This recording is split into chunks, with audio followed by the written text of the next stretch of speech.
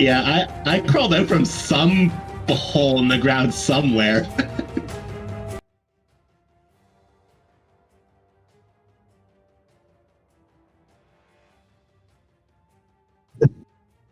I had my camera on last time. Let's see.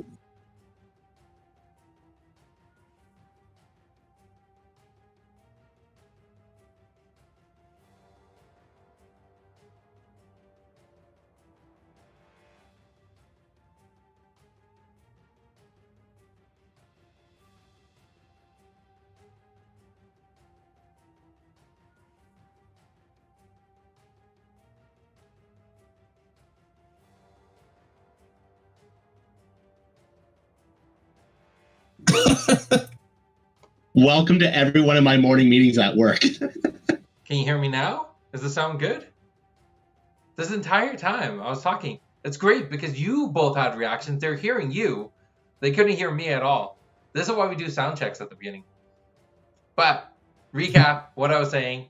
Really excited that we got JC coming on, Alex, and the entire team's coming together to do this pitch contest. The pitch contest, I had no expectations. Like, I don't know. How do you put this, Alex? What was your expectations coming into the pitch contest when we first started this? It was funny when you said I had no expectations, and in my mind I'm like, that's a weird thing to say. Now you asked me the question, and I'm like, I have no expectations. Yeah, right? Like, we came together, we're like, this is gonna be a really, really cool idea. We have to do it. We have to do it. But we didn't know. We were making up plans of like, what if no one pitches anything? To the other side of, what happens if we get too many pitches?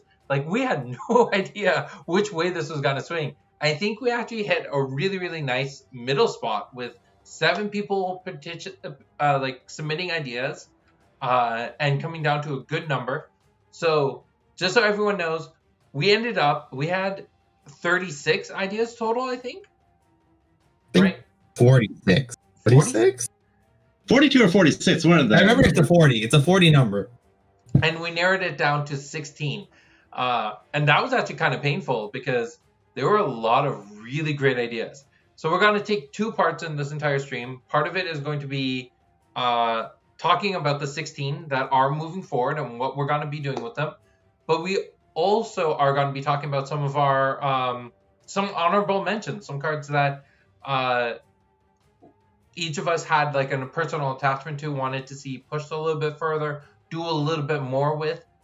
So for everyone whose idea made it forward, congratulations. And I hope that the idea that made it forward is the one you're excited about.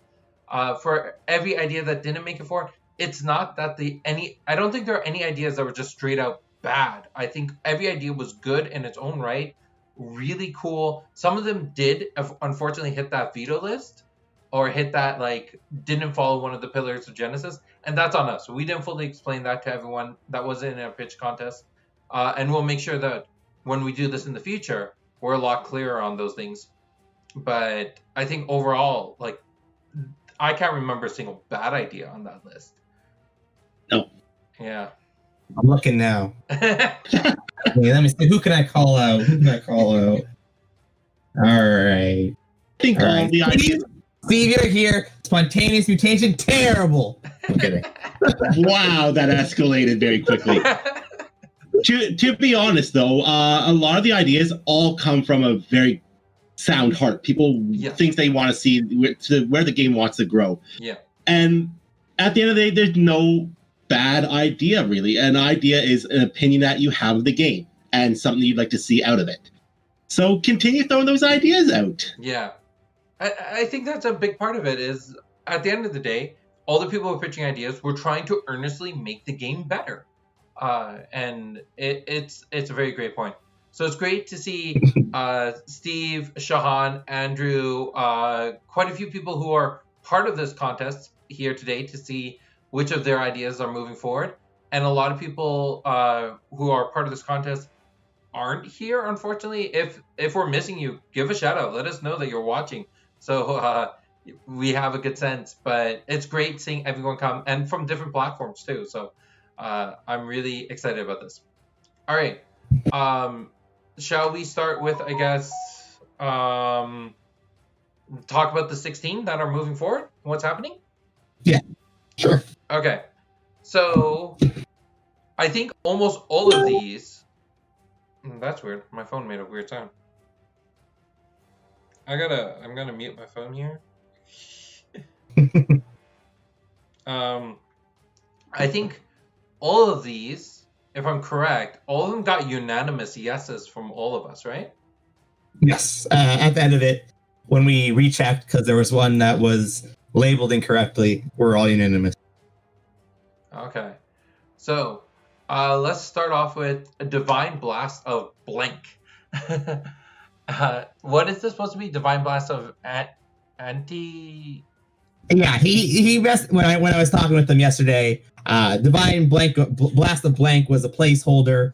Antioch is the name that he wanted to add on, but I've just been so attached to Divine Blast of Blank that I couldn't completely remove it from the card. Are we gonna make a new deity or some sort of character called Blank just to make this card like maybe?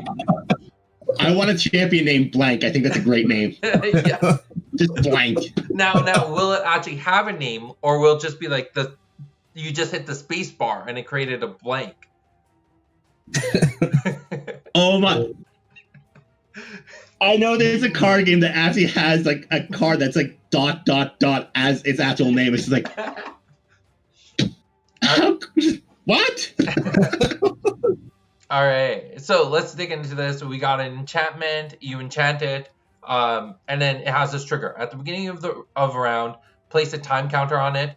If Divine Blast of Blank has 3 counters on it, deal 4 damage to everything adjacent to you. Then destroy this card. I think.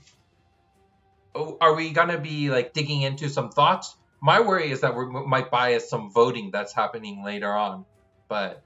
Everything's biased. Yes, everything's biased. But my personal feeling, straight out, why I gave this a yes is because I think it's really clever. It's a very unique way of dealing with enchantments. Yes. Well, it was originally pitched as a spell, but it made more sense as an enchantment. Yeah. There made no sense not to just become an enchantment. Yeah. All right. Alex, you want to do the next? Well, does anyone else want to add into their thoughts for Divine Blast of Blank? Yeah, I sort of just, in general, like the idea of timed effects that you need to sort of build around and set up around. However, it'll be testing where we fully find out if it's playable. Yeah. That's where the hard part comes in. But I think even then, just tweaking some of those numbers, pushing it a little bit, you'll find a clean space for this. In some place, because I can see right now we have it at 5 chi with 10 aura, but dropping that down to 4 chi, making it balancer, making it something that's a little spammable in your deck, so that you can ensure to get them in your first or second round, could be really cool, because then if you're a fighter, you can just equip a bunch of these, jump into the combat, and even though everything's public, you can do the countdown, and if your opponent's not paying enough attention, all of a sudden they can find themselves in a bad situation where this explosion goes off and a lot of damage is dealt. See, what you want to do is every turn after the first one, every following turn, you put a new one on. So every turn you're going to explode for 4 damage. Your opponent always runs away. Yeah. So I agree with Alex on this one. I do like the time triggers on it. It is definitely. There's a few games that really do reward you for playing your cards at the right moment, and this card really just gives you that feel of if you know when to play it, you can get the most out of it. Yeah. No, I totally agree. The more I'm thinking about it, the more I'm excited about this. There's little tweaks I could see, and that's one thing I want to focus on is that just because the idea is pitched this way and the numbers are this way does not mean that's how it's going to be finally. It still has to go through testing. It still has to go through all its little design phases. So internal testing and future league testing to get to a point where we're comfortable with it. But this gives us a good kickoff point for the card. So, yeah. Alex, do you want to talk about the next one? Sure. Conjecture of Proteus. It is a 6 chi spell with the awareness front. This is your first time, I guess, hearing our codes for what front is. Front is literally the 3 squares in front of a champion. Yeah, think Guardian of Balance. Yeah, Guardian of Balance. Perfect.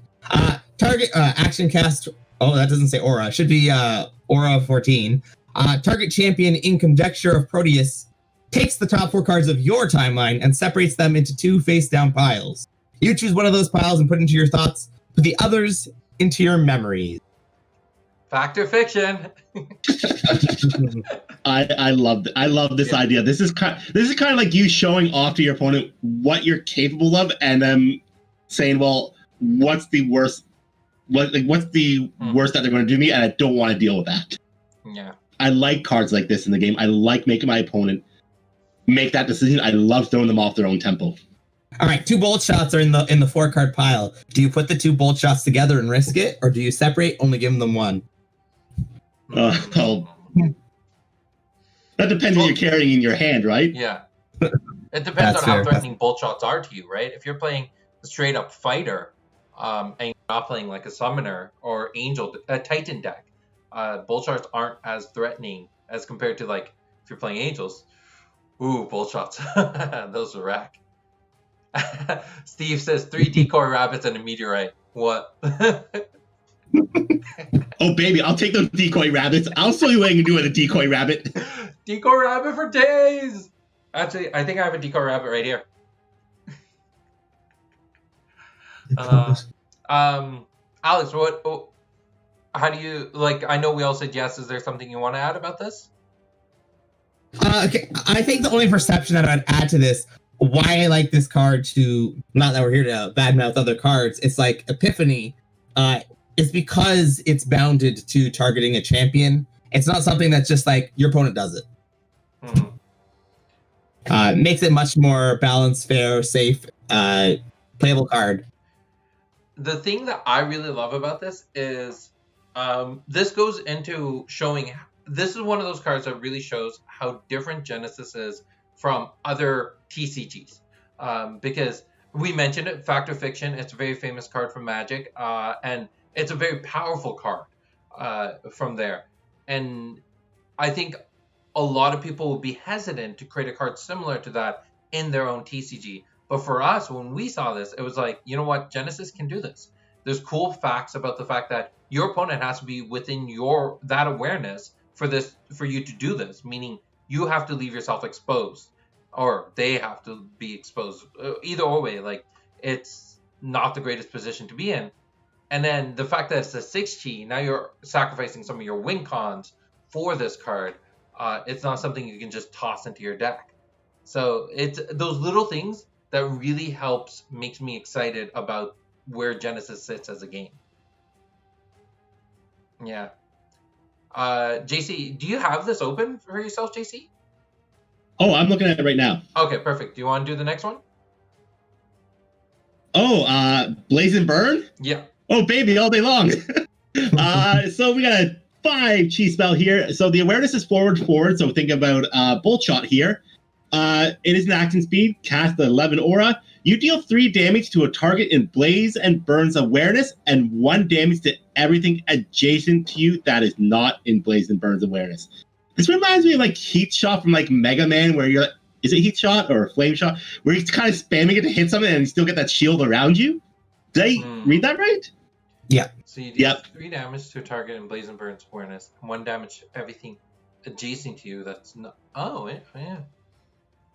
So for you to, I know they're a bit more confused because technically some of these cards have had slight changes to them. Yeah. So when this card was originally where you guys saw it, it was just it was 4/4 awareness, dealt 3 damage to a target, and then 1 adjacent to that target. But that was not the intention of the creator's card. Oh, okay. I did. So when he put up the card, there was multiple awarenesses on the card. His actual intention was a blast in front of him and a blast behind him, an AoE behind him. But we couldn't figure out good wording to say 3 damage to a target in front of you and 1 damage to everything, all the 3 backspaces. We don't have wording for that. And we can't say target because then you can't hit everything behind you. So we settled on if everything adjacent to you, that's still sort of behind you. And you're correct. It is that Mega Man feel. That is exactly sort of the artwork you showed me. Yeah, I think it's Heat Man's like weapon that does that in like Mega Man 1, where you gotta get that little circular motion, and then you just I think it's one of them. Too many fire robot masters. I think the one thing that I love about this, that whoever designed this, great job, and I think you're facing something that I face all the time, which is you have this vision of how you want the card to work, and in figuring out how to word it is so challenging, because tying in the awarenesses and what adjacent means. I remember for the longest time, people were really frustrated with me for using the word adjacent to mean what it means. But I had to pick something to talk about awarenesses. So now that I see what you're trying to hit, it gives me a very clear picture of this card, and that's really cool. So congrats to whoever designed this. I think you did something that's generally really hard to do in Genesis. Yeah. Oh, I'm so playing this if I get this in Malik. Oh my gosh, that's so much damage. I love it. All right. Moving on. Well, any other thoughts? I think it's just a very clean card. Yeah. Easy to read, easy to understand. Very solid. Yeah. Yeah. Unicorn, 6G, summon, first. Yeah. There aren't a lot of summons in this list, are there? So there's not. Awareness left, front, and right. I love that. That's the full arc, isn't it? Yep. Yeah. So that's the full arc there. It is. And action beckon, 18 aura, action. Heavy attack 3 we're looking at here. No, this should not be action. This should be swift. Okay, so swift, basic attack, or yeah. some sort of elemental attack. And then you have continuous Covetous. Enemy champions and summons in Unicorn's awareness cannot activate abilities that do not target Unicorn. Yeah. That's right. Unicorn. Yeah, we talked about this, and I'm happy that this change was made. I love this. I think the design around this is so unique. There's so much like niche space in this.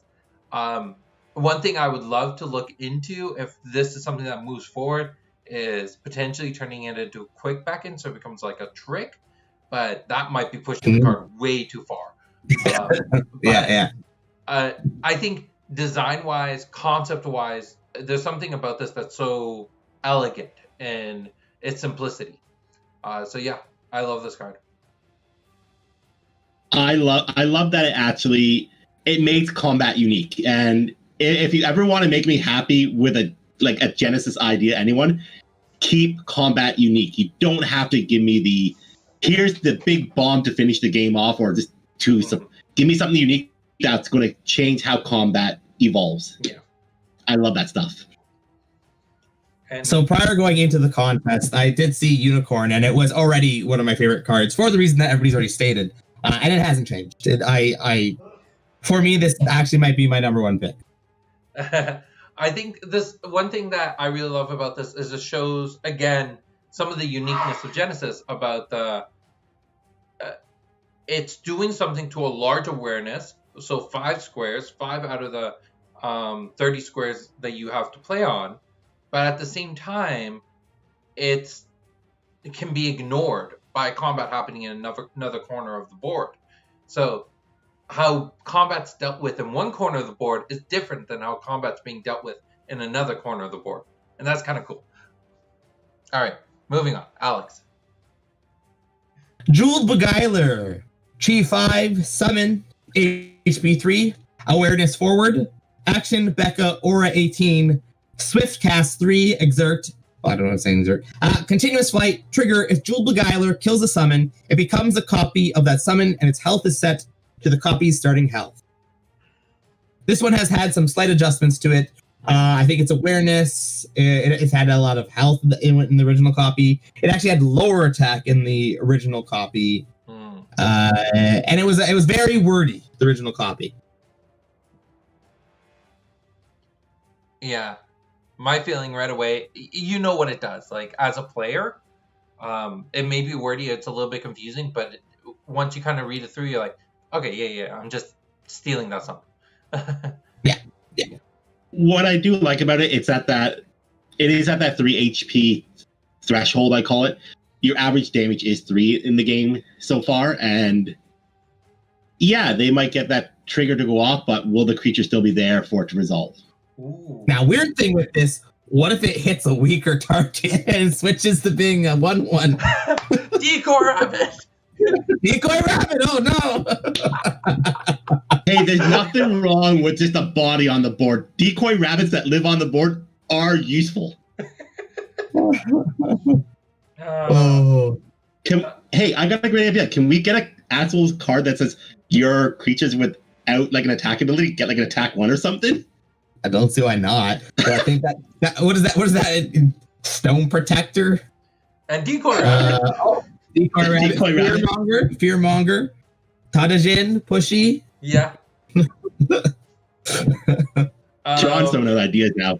I realize that also the ability is a cast 3, which is really solid because it can actually hit spectral summons, so Malevolent Spirit. It can hit aerial summons. So it does open the door to kill a lot of things. Yeah.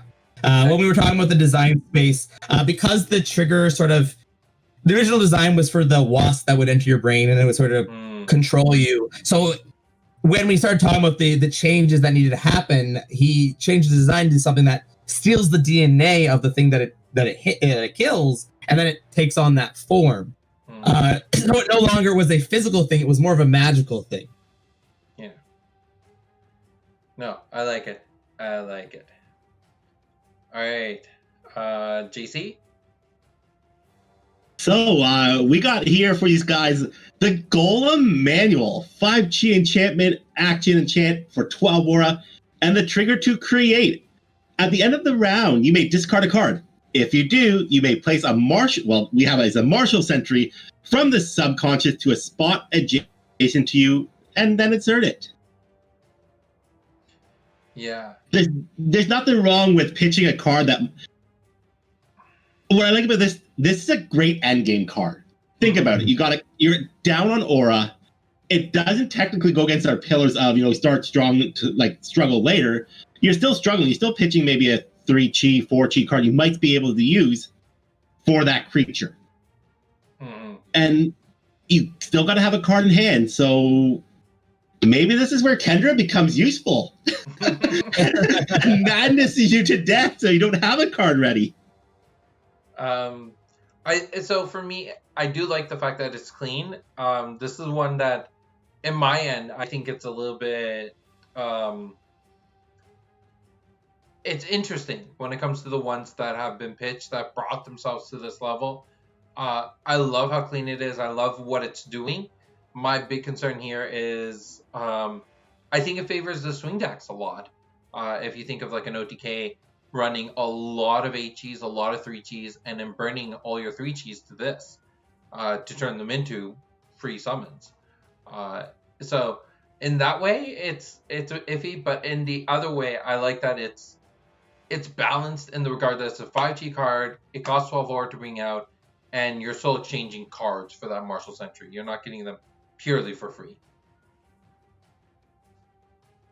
Yeah, I agree. The only I don't know what the swing. Sorry, JC. No, go ahead. I'm not sure about the swing deck because now you're saying you have to add that 5 chi in, which isn't that hard to bring into a swing deck. So maybe you're right. Go ahead, JC.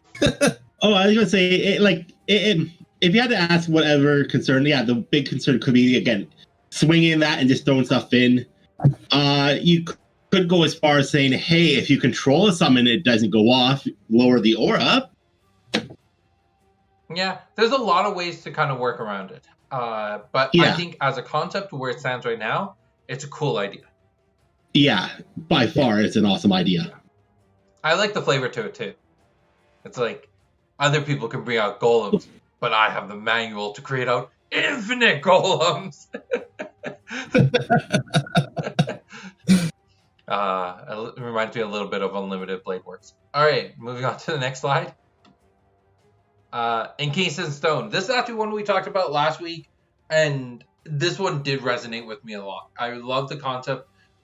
So, Case and Stone, 5 chi spell, awareness front, so Tsunami's awareness, action speed, cast, 12 aura. Target summon in Case and Stone's awareness is sent to its owner's subconscious. Place a fortification in its place. When the fortification is destroyed, return the summon back to its original spot. First off, it makes me think of Faceless Butcher from Magic the Gathering, which is one of my favorite summons creatures from those days. The other thing is, I'm also imagining just the idea of being trapped, entombed into that wall. And now, this is one of those moments where you truly want to go destroy a fortification. How often does that happen in games? Like, I've played a lot of fortifications since the release of Genesis. I've only seen maybe like less than 10 destroyed. So, outside of Purifying Wave. Ooh, Purifying Wave.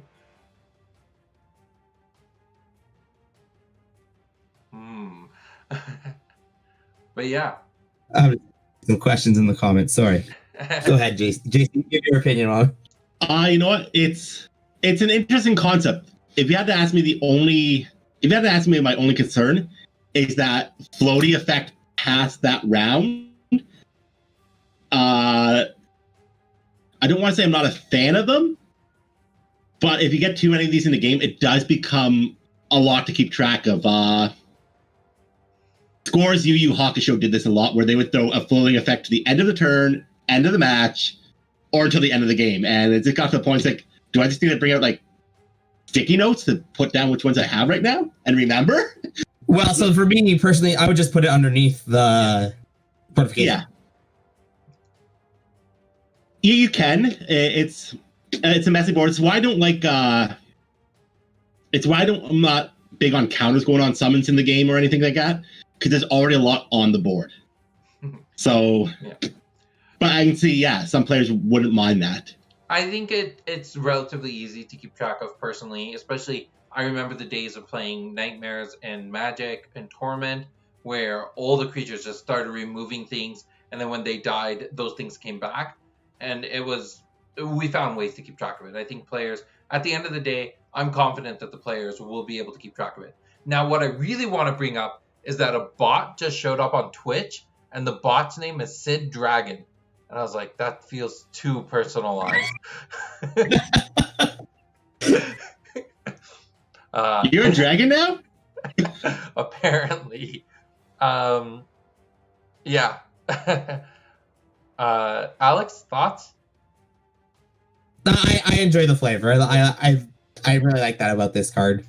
It's definitely a solid card. Nothing wrong with it. Yeah. Needs testing. That's about it. Yeah. Go from there. I don't know. The moment I realized that this with Purifying Wave seems super good, or Meteorite, right? You just now encase your own summons in stone and then drop meteorites on the board and have an army that you're walking out with. So this might have to become a Phage card. I don't know. You need a lot of meteorites to take out the fortification. 2 meteorites. Everything's getting hit. 2 meteorites. You're walking 60 away with 60 aura. You spent 60 aura. You've done the summon, and you played Encase in Stone. We'll make it up. We'll make it up. I think what Alan's trying to say is there is a much more cost-effective way to doing this. Yeah, if your workload's really, really bad. Hey, we'll make it happen. All right, Alex, you want to jump into the next one? All right, nice little simple one here. We got Grapple. It's a 3-chi technique. Awareness forward, swift, execute, 1 energy, and 2 energy. Targeting Grapple's awareness loses 1 life. The intention behind this card was literally to show us the unique energy cost of 1 energy and 2 energy. Yeah. Very cool. Very simple, very clean. Yeah. Kudos to whoever designed this. I love that you broke the boundaries and broke the mold with something beyond the normal things we're messing with. You looked at the cost system and broke that. So kudos on that. I think I'll do a side note here, just because this is a good example where I think this was something that he wanted to showcase, but then he didn't distract that with an additional effect. Yeah. That would have taken away from it. So we all understand what essentially deal 1 damage is. And the rest, it's almost, that part is almost irrelevant what he wanted to show us was, look at this cost card, the cost that we can do. Yeah. So when you're designing cards in the future spaces, try not to clutter them. Don't try too many unique abilities on a singular card. Split them up. Mm-hmm. Simplicity on this. It's beautiful. Like, it's can I get this for a Malik deck, please? Like, honestly, I would play this all day long. It's my 3-chi option. No, it's definitely really solid. All right. GC, you're doing the next one? Oh, baby, am I ever. Overwhelming Radius, 7-chi spell with an awareness of around you. At 20 aura, at an action speed, you get all champions and summons around you gain Pacify until the end of round. If any summons are exerted, they are destroyed instead of pacified. Oh, baby. Oh, baby. Yeah. Oh, baby. So good. So good. I'm getting you from the side or from the back. That's great. You're gone. No, I also love the idea that you can now... One of the big issues we have with Pacify is that I'm going to pacify your summon. Well, in response, I'll attack with my summon. And now Pacify is irrelevant. But now you have this thing where, like, I'm going to pacify your summon. I'll attack with it in response. All right, well, then it's getting destroyed. Yeah. It's not being pacified. It's being destroyed. Like, that's such a cool workaround with one of the biggest issues I have with Pacify as a mechanic. So that was super awesome. It can be cleaned up, though. If any summons are exerted, kill them. Yeah. It doesn't need to say instead of pacified. That's my point. But that's true. Yeah. Yeah. I love this. Shall we move on? Yeah. We all know it's good. Divine Deluge, Chi 7, spell awareness front, so tsunami awareness. Action cast 22 aura. Choose one target enemy and one target ally within Deluge's awareness. Everything else in the arena takes 4 holy water damage. It's really nifty because it creates that kind of pin option where it's 2 warriors kind of duking it out. Those are the only 2 that survived. But yeah, there are things I'd love to see tweaked with this one, but conceptually, I think it's really cool. For players out there who do think about ever doing a arena-based cards, I'll tell you the formula doesn't like you. And it is really expensive to do that. So I think this was originally aimed for 5 damage. I can just say that's not it wasn't happening. Over 9,000. The aura was a very high. My prediction around 60. Yeah, it gets pretty intense up there. I still cast it twice for the caster. I might still play it. So I want to comment on something Jeffrey's saying. I love that the list of partners in the side panel has grown. Yeah, it's crazy how much it's growing. Actually, the thing that's crazy for me, so we have, I don't know if you two are watching, but we have the icons from all of our partner stores kind of cycling through on the right side there. Mm-hmm.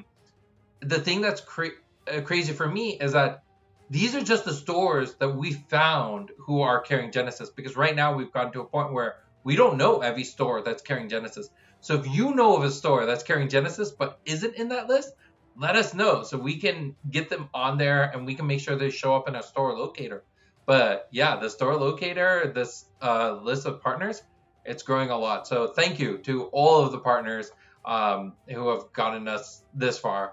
All right, we'll take that intermission. But moving on, Alex, Apo? Oh, before I go to Apple, there was a nice comment from Darren for Overwhelming Radiance. It's a go second card, and that would be very good to start having for Genesis turn order being an important thing. Because I know a lot of players believe you go first, and it's exponentially more beneficial. I don't believe in that. It's very depending on the deck. But I agree. Having more cards that are better going second are great. Yeah. Apple. Cheese 6, Smell, Awareness, Front, Tsunami's Awareness, Swift, Cast, 15 Aura. I don't know why I lost Aura of the other card. Kill target ally summon in the arena. If you do, kill target enemy summon in Apple's Awareness. Yeah. This is just a very solid kill spell. Before it was a bit more clunky, so we definitely cleaned it up. And what I like about the effect as now written, where you target your ally and you target the opponent, if the opponent responds to save that summon, you aren't punished two ways by paying both the aura and killing your ally summon. Yeah. The idea of just having another option of dealing with things, and it's a nice way to deal with things. It's a trade-off, and you can trade off that little skeleton now to take out that terrible angel. So the one thing that is interesting for me is, since Genesis is played in that a spatial dimension, it has that aspect of the game. Whenever I see these artworks, I'm always like envisioning a scene from an anime or a movie which is doing something similar. So I'm almost imagining how this would work if the summon is on the summon you're killing, your ally summon, is on the other side of the arena, and it gets kind of funny. because So how I picture it. All right, you want to hear my picture? Yeah. So you're standing there, you're the champion, hand stretched out, a call to the ally summon. All the blood rips out of that summon, comes to the hand of this guy. He rears back, it turns into a spear, and he launches it forward at the other guy and kills him with the blood spear. I almost have the same vision, but the idea is so just say the summon's far away. It's a giant scorpion, let's say.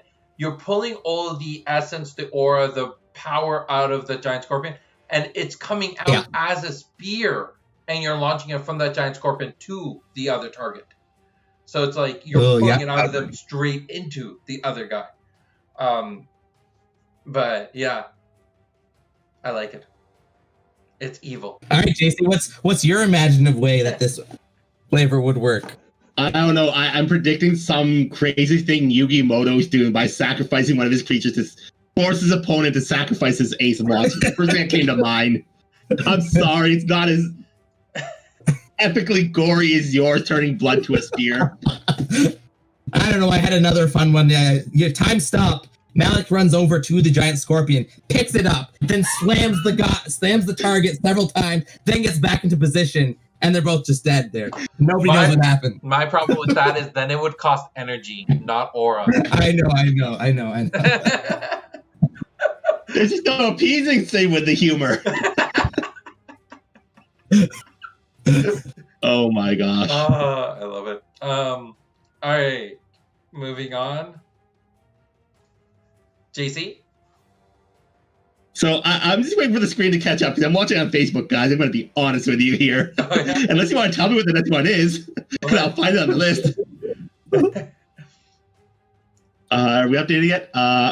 We got Animal Instincts. Awesome! It did update quickly. 5G enchantment, boys. Acted enchant. 10 aura. Continuous Animal Instincts. You deal 1 additional damage to summons. Oh, baby. It's simple, clean. I don't know if there's much to say about it. It does what it says it does. Actually, the point... sorry, JC, go. You know what? I think what I really love about this is that you can take now on your champion can now hit that average 3 damage and actually deal with those mid-range summons quite cleanly. So, and it doesn't take away from like your opponent taking more damage in the end. Like it allows you just to deal with summons a little better. Mm-hmm.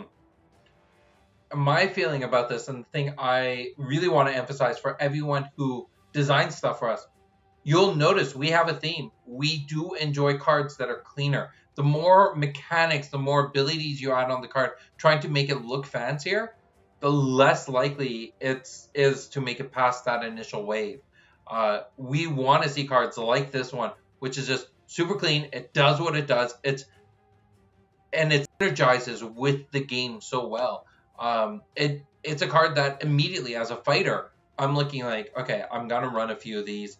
If my opponent's not running summons, it's a 5G. It's not ruining my deck. If my opponent's running summons, this is what's going to give me my advantage back in that rock, paper, scissors dynamic. Throw this into a Raha deck, and now those bolt shots that are doing area damage, dealing 5 against summons. Like, it's solid. So yeah, keep ideas clean. And then going from there, speaking of clean ideas, Impudulu?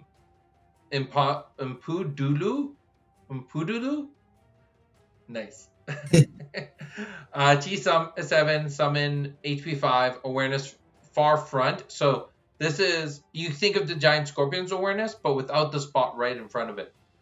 Back end, heavy area attack 4, so it hits all 4 of those spots, and it has carrying feast. Every time it kills a summon in one of those spots, whenever it kills a summon, it's gonna gain 1 health. So this thing just is eating things from afar.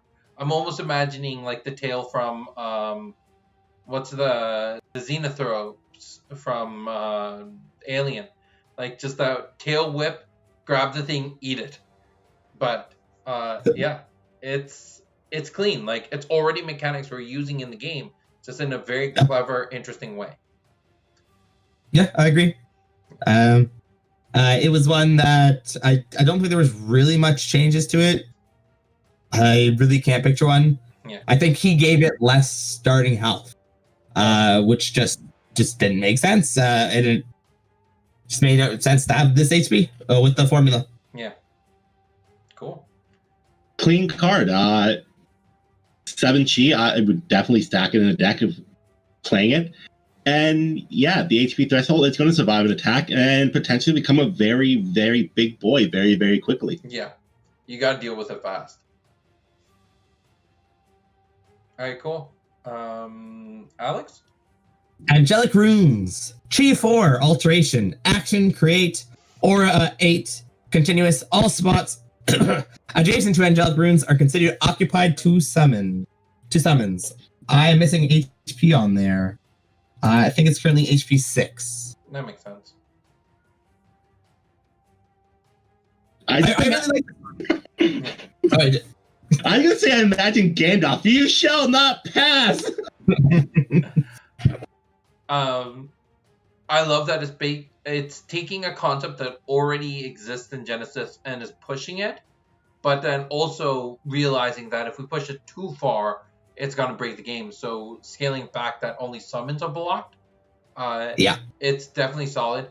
I would almost give it 2 abilities, like give it the fortification so that the spot it's on is occupied to everyone, and then the spots adjacent to it are only occupied to summons. That's how I would push it. That makes sense. Oh, yeah, you're right. Yeah. Do you know what? I think it had it. I think I removed it. My bad. So At first, I was like, why do you need that spot occupied? Nobody can walk into there anyways. Oh, yeah, you're right. The champions can. Champions can walk right through this. Yeah. That's how I'd push this card if, when we get to testing, we realize that this card isn't seeing as much love. It's not as strong as it needs to be. That would be my first thing I would do in pushing this card to get to the point where players want to play it. Yeah. Cool. Can we get Gandalf on it? Can we get the rights for that? All right. We'll put Sid and Gandalf cosplay. The Daisy Gandalf. All right. JC, you want to do the next one? Oh, will I ever. Bursting Tendrils. Lovely 5 chi spell here, guys. We have an adjacent awareness with an action cast speed with Aura 9. You deal 3 damage to a target in this card's awareness, and then trigger. When you pick a target for Bursting Tendrils, you may pay 4 Aura. If you do, then create a copy of Bursting Tendrils targeting a target. It's in this. I'm just missing the block here, so someone help me here. Basically, you target another thing in like the same awareness, correct? It creates a copy, and then it copies itself, and hey, you get another Bursting Tendrils. Huzzah! What are you laughing at, Alex? Just the blockage of the picture. Yeah, just blocking the picture. So the idea is, just say you have 3 summons adjacent to you that you want to hit with. The first you play 9 aura, you hit the first, you target the first one, then the trigger goes onto the stack, allowing you to pay 4 aura to target another one. Then the trigger goes onto the stack, allowing you to target the third one, and then you all those would be stacked right on top of each other. Actually, something that's really interesting about this is one of the few opportunities where the triggers occurring, like you get to maintain priority in a way on the stack and get to do a lot with this card before passing it to your opponent. So that's kind of cool, actually doing the trigger on when you pick the target for the ability. So that's kind of clever. Yeah, I like it. I what I also like about this, so because it's multi-targeted and there's separate instances, if that first target gets away, the other 2 are still on the stack. Yep. This kind of solves that chain lightning issue that we've had debated before. Cool. Sure. All right. Did it fix our solution? We did. And this one will be the last one, right? Determination? Yeah. So Chi 4 technique, front, far, forward. So that's Raha's awareness. Swift, execute, energy 6. You move target in Determination's awareness to a spot in Determination's awareness.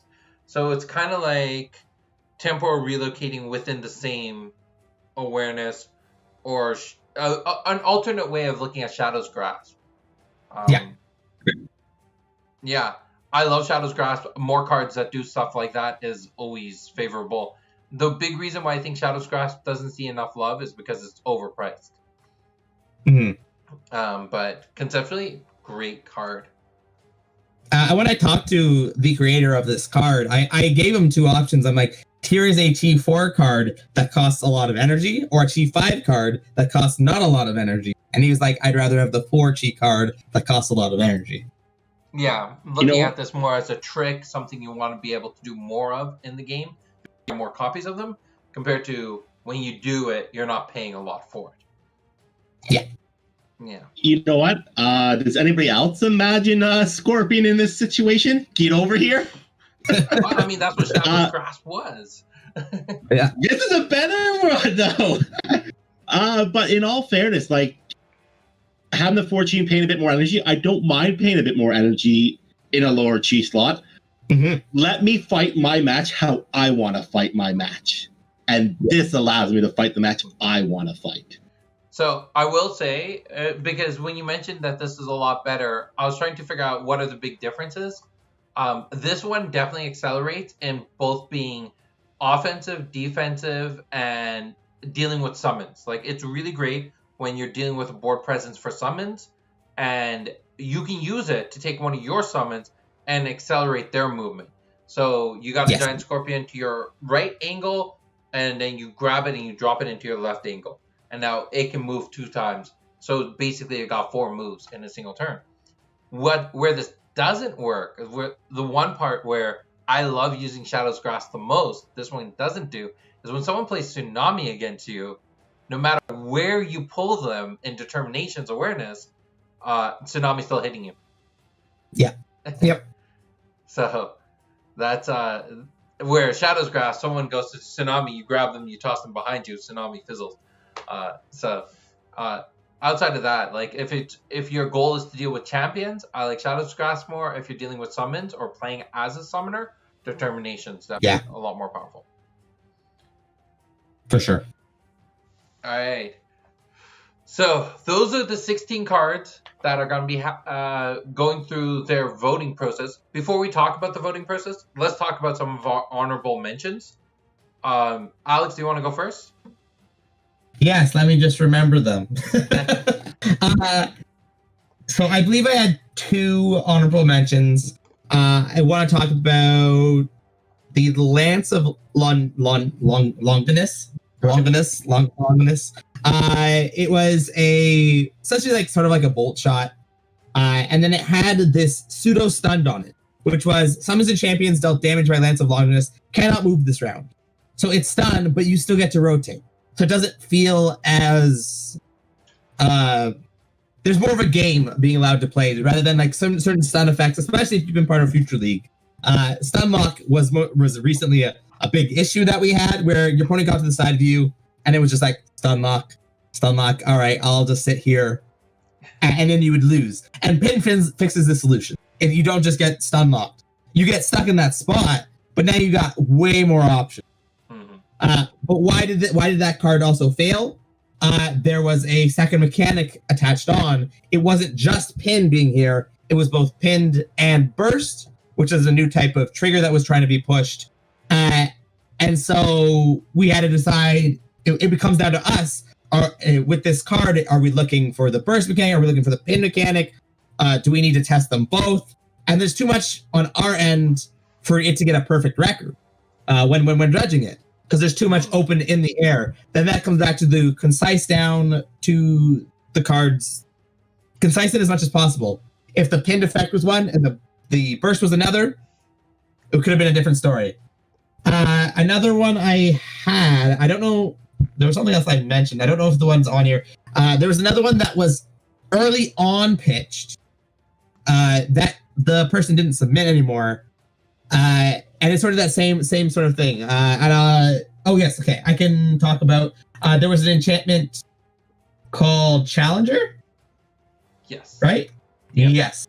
And so Challenger was previously on a summon and we loved it. Sid went, oh my gosh, I can't believe I never thought of this ability before. But again, you had created that summon with the Challenger ability and a Death Trigger ability, and we told you, Death Triggers currently aren't a thing in Genesis. So you took it completely off the table. Where we really wanted was just give us that Challenger card. Yeah. Yeah. No, I agree, and it goes back to something I said earlier, which is, simplicity, cleanness is something we really appreciate because the game has so much complexity in the tactical element. Let's not add too much complexity on the cards. Cleaner the cards, or the cards that do just one thing really, really well, then open the door for a lot of interesting synergy otherwise. And yeah, the Challenger thing. Next time, whoever had that idea for the Challenger, next time, you gotta resubmit that summon. Just do it. Like, I want to see that one come up in the ranks. That was a great idea. JC, do you have any honorable mentions? So one of my honorable mentions I would say here is I was looking at Aura Crystal just recently. I like the idea of us maybe trying to get back a little bit of Aura when we want to eke out a little more. But it's finding out how to do it effectively sometimes, or what's the best approach to it. Yeah. There's a lot of times in the game I really want to get. I'm like, oh my gosh, I wish I had one more aura, two more aura, three more aura. I could cast this card, and I appreciate that that's still being explored as a realm, because we really don't know how much bringing back a resource does to the game yet. We've seen the only time we've ever seen any form of resource really coming back is either through Aura Surge, which is a pretty hefty card to have to play, or if you want to go a bit outside that norm, Necro Lich, because you're getting back a creature. Those are the only really two times you can really bring back a resource. You have Elemental Mastery, but that's... Do I need to smack you around again, JC? What are you smacking me around about? I don't know if you remember the last time me and you played, you tried to play a whole bunch of Elemental Masteries, and then I just walked over and killed you. Now, what I did with the Elemental Mastery is actually pretty good. It's a slower card, and it's finding if there's a balance to have people replenish even a little bit of aura. Is it possible? Yeah. So I do appreciate looking at that as a mechanic. Do I appreciate looking at it too much? I don't want to look at it too much, because if we look at it too much, it starts to go against our pillars. But I do appreciate that somebody trying to look at it. I've thought of a similar idea way back ago, and it's like, does it work? Does it fit what the game's supposed to be and what the core feel of that pit fight is?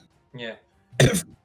For me, if I may, I've played enough of these aura gaining cards, Aura Surge, Elemental Dominance. At the end of the day, I just constantly feel that your champion has enough aura of what you need to do. And that is the honest truth. If you are running out of aura, you've probably built your deck a bit improperly, or you haven't balanced out playing both energy and aura. Yeah. You know what? Yeah, definitely. One of my favorite champions still to take to a throwdown is Malik. Yep. And I run him as a pretty heavy summoner at the end of the day. And I will inch out every bit of aura I can. Yeah. And every little like trap I need to throw on you at the end of the day. For sure. I think it works great. Carrying on that point, like I find the people who are the most successful with Malik are the ones who are not afraid to spend his aura. Like the people who are like, oh, he only has 80 aura, so I should play only small summons or only cheap cards. They're the decks that struggle. But the ones that are like, you know what, I'm playing Malik, I'm still running Burdocks, I'm still running Landslides. Those are the ones that do a little bit better, because then you're using your resources that are at your disposal. And it's so much more scary dealing with, like, if you have a Malik and an Imp beside him, that's not nearly as scary as Malik and a Baruch beside him. Like, that thing is just scary. So when both the champion and the summoner are hitting for 4, yeah, that's deadly. Yeah. That was the first time I saw Malik. Like, the first time I ever saw Malik played in such a way that, like, I lost to him and I was terrified during the gameplay was against my brother. And he ran a lot of Baruchs and a Malik deck. And I was like, whoa, yeah, that's just terrifying. It's so scary. Baruch with his main, you play down your 1 and you sparse them out. His backup, Aja Tiger, can save him in a really bad matchup. Yeah. Some pro tips. And so about the aura crystals, the interesting thing about it is way back in the day when Carl first joined the team. So this was before I met either of you two. Carl actually pitched a card very similar to aura crystals, and we actually tested it and everything. It just never made it much further than that. But yeah, it's interesting that this idea comes up over and over again. All right. So my honorable mention is Angelic Scripture. This was action, cast, we didn't determine the cost. It was search your timeline for up to 3 cards with different card types, reveal and place them in any order on top of your timeline. So all 3 of us looked at this card and said, if it had a different twist to it, this is a card I would love to run. And it hit on so many different notes of potential that it excited me. It excited me the way only a handful of cards ever have. But the thing is, it couldn't excite all 3 of us in the exact same way. And that was the big issue. For me personally, whoever pitched this, if you just turned that from action to swift and made it into a card that's like, my opponent's gonna... we have an upcoming like mill mechanic coming in future sets, and if your opponent goes to mill you and you're like, in response, I'm going to play this and take my 3 cheat cards, throw them to the top of my deck so those get milled instead, or someone does like malfeasance to you and you go search for a 3 cheat card and throw it on top of your deck, I'm like, that's just so cool, so nifty. And then on top of that, you can use it advantageously yourself, so at the end of round you could play it, search for a particular card, throw it on top of your deck, so next round you draw that card you need. Those are things that I just was like, I'm so excited if this card is Swift. But these 2 had completely different ideas on them. Alex, you want to dig into yours? I thought yours was very different. So I actually have 2. So the actual issue here is the balancing of sort of drawing cards and controlling what you draw, which I think is what JC will talk about. So the way to balance this out is if your opponent, you choose your 3 cards, your opponent then sets them up on the top of your deck. That's a balancer.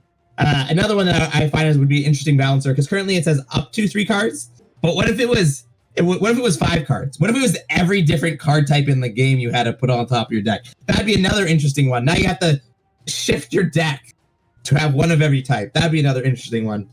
I do like the design of this. Yeah. So I'm kind of the other way. I'm very, very skeptical on search and draw into this game. And simply for the fact that I come in, I am with all my resources, and I'm just there to throw down. And I know there's a lot of people who do want consistency in what they draw. But that's the thing I like about this game. I have what I have. I have to use it. I have to make the most of it. And I think this is not to discount any search idea. I think there's a place for search in this game. Mm-hmm. I'll always be heavily scrutinizing it whenever I get the chance, because it has up to 3 cards with different types. I can pick the 1 card or the 2 cards that are really going to change the entire tempo of that game right then and there. And as Sid said, I can throw this out. If you go to a Swift, you can throw this out at the end of a round. It's like, great, end of the round, I have lead. I got what I need. And it's too much of an out and too much of a controlled out. It's actually interesting because we had this exact same debate about Ascendant Teaching. And did we ever? To push that card to make it into search for anything in your deck with the same chi or something like that. And you're like, no, it needs to be scaled down. And we had this back and forth. And at the end of the day, I did trust you to make the right card because it was your card. I didn't want to take it over. But I think it's interesting that you and I are on opposite ends of the spectrum.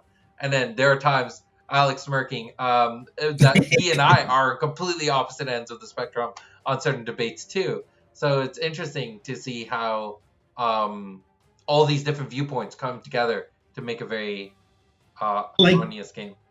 Don't get me wrong. Like if there was a slight change in how Genesis was designed, I'm like, yeah, this card's okay. My problem is I start off with all my resources. If you said Genesis, you start off with half your resources, you get the rest of it over like 3 turns. Like, yeah, I can maybe caveat that and say, yeah, this is okay because it might not happen as quickly. But having all my resources there really does concern me on having that much control over your deck. All right. Just because my battery's slowly dying and I didn't grab my charger for my laptop, let's talk about what's happening with these 16 cards that are making their way into the pitch contest. So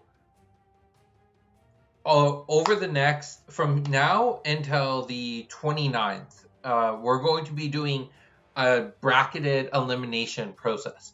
So starting tomorrow, on Facebook and Reddit, there's going to be polls that go up. And it's going to have 2 cards competing against each other. We're going to try our best that the same designer isn't competing against themselves. And that in every situation, it's going to be unique designers competing against each other. But that may not always be the case. And then you, the players, the community, will get to vote on the 2 different ideas. And the one who gets the most amount of votes will be the one that moves forward. So I think for the first few days, at least the first 4 days, we're going to have to do 2 votes. One early in the day, one later in the day. I'll try to promote them as best as I can, but make sure you're coming in, you're promoting the ones that you want grow, have that debate, have that conversation, push them forward. So we're going to have the first elimination where we go from 16 down to 8. Then when we're going from 8 down to 4, that again is going to be on Facebook. And I think that's going to be maybe 2 a day, maybe 1 a day. I don't have my notebook with me right now. But that again will be on Facebook and Reddit. Then we'll go into the semifinals. And when we get into the semifinals, that is actually going to be on Patreon only. So it's going to be exclusive to our Patreon members to bring that down from the semifinals down to the finals. And then once we get to the finals, the last 2 ideas, that will go back onto Facebook and Reddit.